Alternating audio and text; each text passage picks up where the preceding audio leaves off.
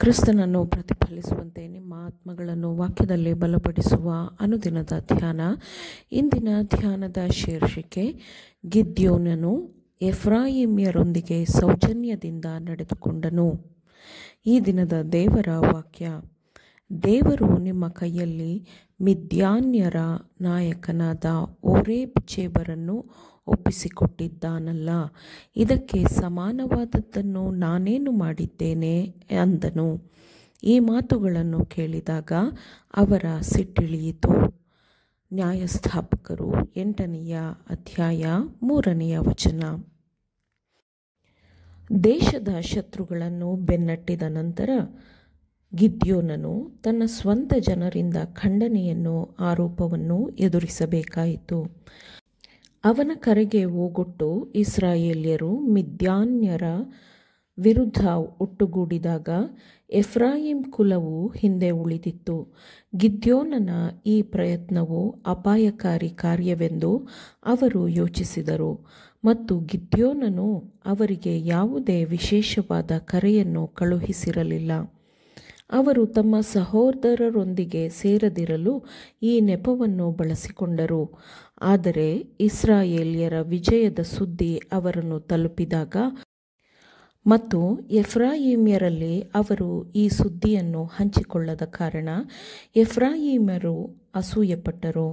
ಮಿದ್ಯಾನರ ಸೋಲಿನ ನಂತರ ಎಫ್ರಾಯಿಮ್ಯರು ಗಿದ್ಯೋನನ ನಿರ್ದೇಶನದ ಮೇರೆಗೆ ಯೋರ್ದಾನ್ ನದಿಯ ದಂಡೆಗಳವರೆಗೂ ವಶಪಡಿಸಿಕೊಂಡು ತಪ್ಪಿಸಿಕೊಳ್ಳುತ್ತಿದ್ದವರನ್ನು ತಡೆದ ಕಾರಣ ಶತ್ರುಗಳಲ್ಲಿ ಹೆಚ್ಚಿನ ಸಂಖ್ಯೆಯವರು ಕೊಲ್ಲಲ್ಪಟ್ಟರು. ಅವರಲ್ಲಿ ಮಿದ್ಯಾನ್ಯರ ನಾಯಕನಾದ ಓರೇಬ್ ಮತ್ತು ಜೇಬ್ ಎನ್ನುವವರು ಇದ್ದರು. ಹೀಗೆ ಎಫ್ರಾಯಿಮ್ನವರು ಯುದ್ಧವನ್ನು ಹಿಂಬಾಲಿಸಿ ವಿಜಯವನ್ನು ಪೂರ್ಣವಾಗಿ ಹೊಂದಲು ಸಹಾಯ ಮಾಡಿದರು. ಆದರೂ ಅವರು ಅಸೂಯೆಪಟ್ಟರು ಮತ್ತು ಗಿದ್ಯೋನನು ತನ್ನ ಸ್ವಂತ ಇಚ್ಛೆಯ ಪ್ರಕಾರ ಮತ್ತು ತನ್ನ ಸ್ವಂತ ನಿರ್ಧಾರದಂತೆ ಮಾಡಿದ್ದಾನೆ ಎಂಬಂತೆ ಅವರು ಅವನ ಮೇಲೆ ಕೋಪಗೊಂಡರು. ಇಸ್ರಾಯೇಲಿನ ಜಯದಲ್ಲಿ ದೇವರ ಕೈಗಳು ಕೆಲಸ ಮಾಡಿವೆ ಎಂಬ ಗ್ರಹಿಕೆಯು ಅವರಲ್ಲಿರಲಿಲ್ಲ ಮತ್ತು ದೇವರ ಬಲವು ದೇವರ ಕೃಪೆಯು ಜನರ ಬಿಡುಗಡೆಗಾಗಿ ಕೆಲಸ ಮಾಡಿದೆ ಎಂಬುದನ್ನು ಅವರು ಗ್ರಹಿಸಲಿಲ್ಲ ಮತ್ತು ದೇವರ ಕಾರ್ಯವನ್ನು ಅವರು ಮೆಚ್ಚಲಿಲ್ಲ. ವಿಜಯದ ಬಹುಮಾನಗಳೊಂದಿಗೆ ಬಂದ ಅವರು ಗಿದ್ಯೋನನನ್ನು ಕೋಪದಿಂದ ನಿಂದಿಸಿದರು. ನೀನು ಹೀಗೆ ಯಾಕೆ ಮಾಡಿದಿ? ಮಿದ್ಯಾನ್ಯರೊಡನೆ ಯುದ್ಧ ಮಾಡುವುದಕ್ಕೆ ಹೊರಟಾಗ ನಮ್ಮನ್ನೇಕೆ ಕರೆಯಲಿಲ್ಲ ಎಂದು ಉಗ್ರದಿಂದ ಕಲಹ ಮಾಡಿದರು.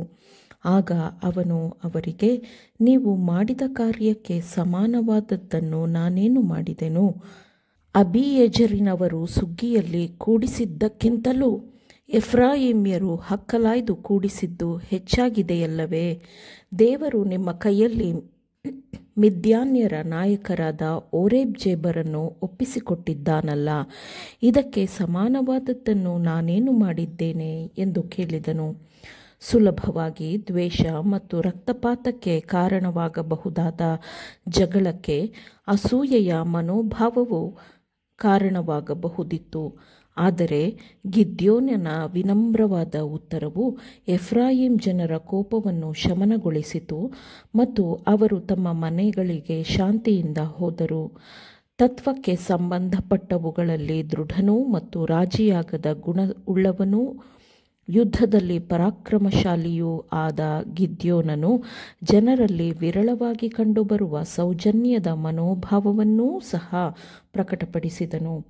ಮಿದ್ಯಾನ್ಯರಿಂದ ಬಿಡುಗಡೆ ಹೊಂದಿದಾಗ ಇಸ್ರಾಯೇಲ್ ಜನರು ಕೃತಜ್ಞತೆಯಿಂದ ಗಿದ್ಯೋನನು ತಮ್ಮ ರಾಜನಾಗಬೇಕೆಂದು ಮತ್ತು ಸಿಂಹಾಸನವನ್ನು ಅವನ ವಂಶಸ್ಥರಿಗೆ ದೃಢಪಡಿಸಬೇಕೆಂದು ಗಿದ್ಯೋನನಲ್ಲಿ ಪ್ರಸ್ತಾಪಿಸಿದರು.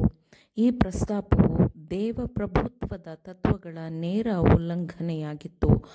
ದೇವರು ಇಸ್ರಾಯೇಲ್ಯರ ರಾಜನಾಗಿದ್ದನು ಮತ್ತು ಸಿಂಹಾಸನದ ಮೇಲೆ ಒಬ್ಬ ವ್ಯಕ್ತಿಯನ್ನು ಇರಿಸುವುದು ದೇವರ ಸಾರ್ವಭೌಮತ್ವವನ್ನು ತಿರಸ್ಕರಿಸುವುದಾಗಿತ್ತು.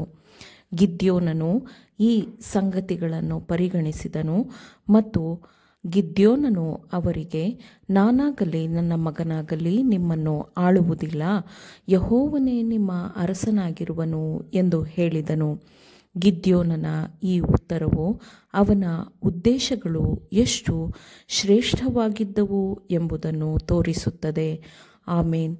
ದೇವರ ವಾಕ್ಯಗಳನ್ನು ಶ್ರದ್ಧೆಯಿಂದ ಆಲಿಸುವವರು ಮಾತ್ರವೇ ಆಗಿರದೆ ಪಾಲಿಸುವವರು ಆಗಬೇಕೆಂದು ನಿಮ್ಮನ್ನು ಉತ್ತೇಜಿಸುತ್ತೇನೆ. ಪರಿಶುದ್ಧಾತ್ಮನ ಸಹಾಯದಿಂದ ಆಲಿಸಿದ ನಿಮ್ಮೆಲ್ಲರಿಗೂ ಧನ್ಯವಾದಗಳು. ಮತ್ತೆ ದೈನಂದಿನ ಧ್ಯಾನಕ್ಕಾಗಿ ನಾಳೆ ಸಂಧಿಸೋಣ. ಆಮೇನ್.